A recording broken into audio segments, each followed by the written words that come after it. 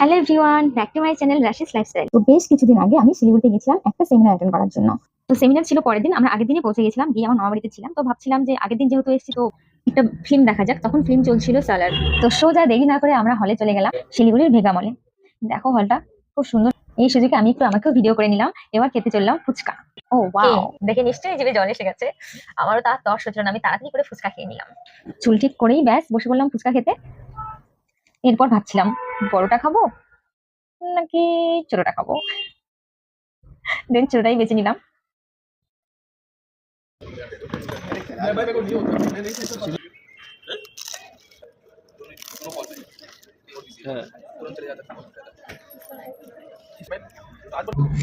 কি এখন নিশ্চয়ই ফুচকা খেতে ইচ্ছে করছে সবার। আর দেরি নয়, ঝটপট রেডি হয়ে ফুচকা খেতে চলে যাও। ফুচকাটা কিন্তু হেভি টেস্টি ছিল। দেন আমরা চলে গেলাম হলে। ফিল্ম শুরু হয়ে গেছে আর আমি আমার